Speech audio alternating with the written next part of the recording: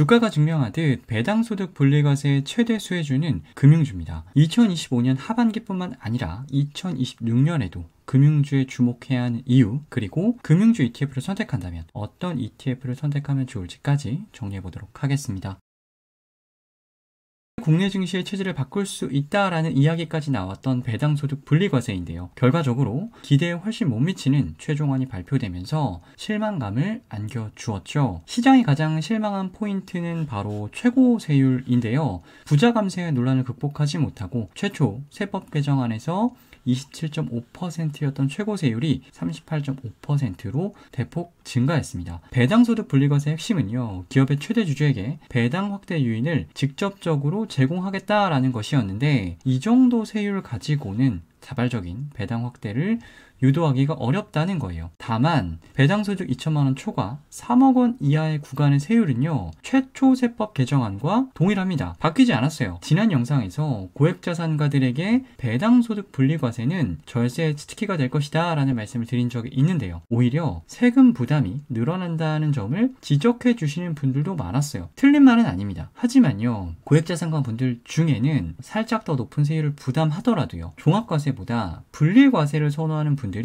굉장히 많습니다. 뇌피셜이 아니라 실제 현장의 이야기를 들어보면요, 대주주 기준을 50억에서 10억 원으로 내린 부분에 대해서는 모두가 욕을 합니다. 하지만 2천만 원 초과 3억 원 이하 분리과세 22%에 대해서는 조용히 미소를 짓고 계신 고액자산가 분들이 상당히 많아요. 분리과세 목적으로 고배당주에 직접 투자한다면 어떤 종목을 선호할까요? 당연히 분리과세 요건을 충족을 해야 하겠죠. 그리고 배당 수익률도 최소 4에서 5% 정도는 돼야 투자할 만하다라고 느끼실 겁니다. 주가가 오르면 물론 좋겠지만 변동성 높은 주식보다는 안정적인 주식을 선호할 거고요. 경기 사이클에 따라서 실적 변동성이 크지 않은 퀄리티 스타일 주식, 그리고 배당 정책에 대한 불확실성이 낮은 종목들이 선호받을 가능성이 높아요. 이 모든 것을 종합해 봤을 때 금융주를 가장 선호할 가능성이 높습니다. 저 역시나 분리과세 목적으로 직접 투자를 한다면 금융주를 선택할 것 같아요. 일단 금융주들이요, 이 조건들을 대부분 만족을 하고 있습니다. 그리고 종목명만으로 신뢰를 주는 그 대형 금융주주의 이름값, 이것도 사실 무시할 수가 없는 부분이죠. 내년부터는 분리과세 목적의 고배당주 직접 투자 수요가 본격적으로 유입될 가능성이 높습니다. 금융주에 대한 선제적인 관심이 필요하다라고 생각을 하고 있고요. 2025년 세법 개정안 최종안 발표 이후에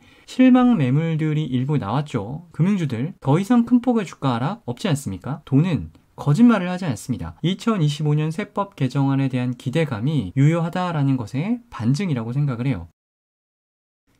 금융주 ETF 순자산 기준 탑2는요, 타이거은행 고배당 플러스 탑10과 코덱스 금융고배당 탑10, 타겟 위클리 커버드 콜입니다. 소울 금융지주 플러스 고배당, 라이즈 코리아 금융고배당도 있지만 순자산 규모나 최근 개인 수매수 추이를 보면 이 두 ETF에 대한 관심이 가장 높고요. 다만 코덱스 금융 고배당 탑10 타겟 위클리 커버드 콜은 성격이 조금 다르죠. 커버드 콜 ETF입니다. 물론 옵션 매도 비중이 30%밖에 되지 않기 때문에요, 금융고배당 탑10 지수 상승에 상당 부분 참여할 수가 있어요. 그래도 커버드 콜은 커버드 콜이죠. 코덱스 금융고배당 탑10 타겟 위클리 커버드 콜 분석 영상도 따로 올려드린 적이 있는데요, 월배당보다는 금융주 투자 목적이 우선이라면 타이거은행 고배당 탑10 플러스를 선택하는 것이 더 낫다라는 말씀을 드린 적도 있어요. 그런데요, 2025년 8월 12일 코덱스 금융고배당 탑10이 신규 상장했습니다. 코덱스 금융고배당 탑10 타겟 위클리 커버드 콜과 동일한 주식에 투자를 하는데요, 옵션 매도는 실시하지 않는 100% 주식형 ETF예요. 상장한 지 이제 일주일 정도 지났는데요, 코덱스 금융고배당 탑10도 높은 관심을 받고 있습니다. 두 ETF 중 어떤 ETF에 투자하면 좋을지 비교해 보도록 하겠습니다. 주식시장에서는요, 은행, 보험, 증권 이 셋을 묶어서요, 금융이라고 부릅니다. ETF 이름이요, 타이거 은행 고배당 플러스고요, 코덱스 금융 고배당 탑10입니다. ETF 이름만 봐도요, 타이거는 금융 중에서 은행이 중심이구나, 코덱스는 은행뿐만 아니라 보험, 증권까지 투자하는구나 라는 것을 짐작할 수가 있죠. 보다 세부적인 내용을 들여다보면 타이거은행 고배당 플러스 탑10은요, 3년 연속 현금 배당을 실시한 은행들 중에요, 배당 수익률이 높은 10종목에 투자를 합니다. 그런데 한 가지 조건이 있어요. 배당 수익률이 코스피 예상 배당 수익률보다 높아야 돼요. 그래도 고배당주 지수니까요, 코스피 예상 배당 수익률보다 낮은 종목을 편입할 수는 없지 않겠습니까? 그래서 은행주를 우선적으로 편입을 하되 배당 수익률이 코스피 예상 배당 수익률보다 높은 은행주가 10종목이 안 되면요. 그때는 증권이나 보험주를 추가로 편입을 합니다. 은행 고배당 플러스에서 이 플러스에 해당하는 종목들이 바로 증권과 보험인 거죠. 포트폴리오를 보면요. 10종목 중에 8종목이 은행주고요. 삼성생명, 삼성화재, 보험주가 2종목 편입되어 있습니다. 증권주는 없어요. 은행주라고 해서요. 모두 고배당주는 아닙니다. 편입되지 못한 은행주가요. 바로 제주은행이랑 카카오뱅크예요. 2024년 12월 말 기준 시가 배당률을 보면 제주은행은 1.17, 카카오뱅크는 1.71밖에 안 됩니다. 이 두 종목을 대신해서 삼성생명이랑 삼성화재가 편입된 거다라고 보시면 될 것 같아요. 타이거 은행 고배당 플러스 탑10이 은행주를 우선 편입하는 것과 달리 코덱스 금융고배당 탑10은 은행, 보험, 증권 구분 없이 모든 종목을 동일한 기준으로 평가해서 총 10종목으로 구성을 합니다. 종목 구성 현황을 보면요. 은행 5종목, 보험 1종목, 그리고 증권이 4종목인데요. 아무래도 편입비가 은행주들이 높다 보니까 전체 포트폴리오에서 은행주가 차지하는 비중이 78.2%로 가장 높습니다. 두 ETF 모두 10종목, 종목수는 동일합니다. 나란히 놓고 비교를 해보면요. 편입비 상위 5개 종목은 4대 금융지주와 기업은행을 편입을 하고 있습니다. 다만 6위부터 10위까지는 차이가 보이죠. 타이거 은행고배당 플러스 탑10은요. BNK 금융지주, JB 금융지주, 그리고 DGB 금융지주처럼 상대적으로 시가총액이 작은 은행주들까지 편입하고 있는 반면에 코덱스 금융고배당 탑10은요. 6위 자리에 DB손해보험이 편입되어 있고 7위부터 10위까지는 증권주가 편입이 되어 있습니다. 은행, 보험, 증권으로 나눠서 이 두 ETF를 비교해 보면요. 차이가 보다 명확하게 보이죠. 타이거 은행고배당 플러스 탑10은 은행주 비중이 압도적으로 높은 반면에 코덱스 금융주 탑10도 은행주 비중이 높긴 하지만 증권주 비중이 15.6%나 됩니다. 이렇게 세부 업종이 다르더라도요. 주가에 영향을 미치는 요인들이 비슷하면 이러한 비중 차이는 의미가 크지 않아요. 하지만 은행, 보험, 증권은 하는 일이 완전히 다르죠. 주가에 영향을 미치는 요인도 완전히 다릅니다. 이 증권주 15.6%의 차이는요. ETF 간의 수익률 차별화 요인으로 작용할 수밖에 없습니다.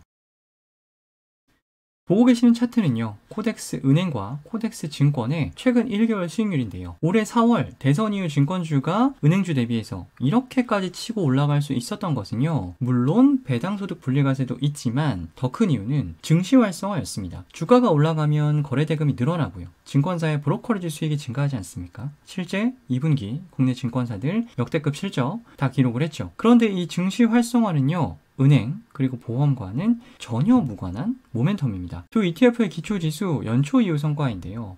길게 보면 큰 차이는 없다고 느끼실 수가 있어요. 하지만 앞에서 보여드렸던 이 증권주가 상대적으로 은행주들보다 높은 퍼포먼스를 기록했던 특정 구간에서는 코덱스 금융고배당 탑10의 기초지수가 상대적으로 성과가 더 좋은 것을 확인하실 수가 있습니다. 누가 더 수익률이 좋다, 나쁘다 이것을 보여드리고 싶었던 것은 아니고요. 포트폴리오의 차이가 실제 이렇게 성과의 차이로 나타날 수도 있다는 점 참고하시면 좋을 것 같습니다. 두 ETF 모두요 월배당을 지급을 합니다. 타이거 은행 고배당 플러스는 매월 마지막 영업일, 코덱스 금융고배당 탑10은 매월 15일이 분배금 지급 기준일입니다.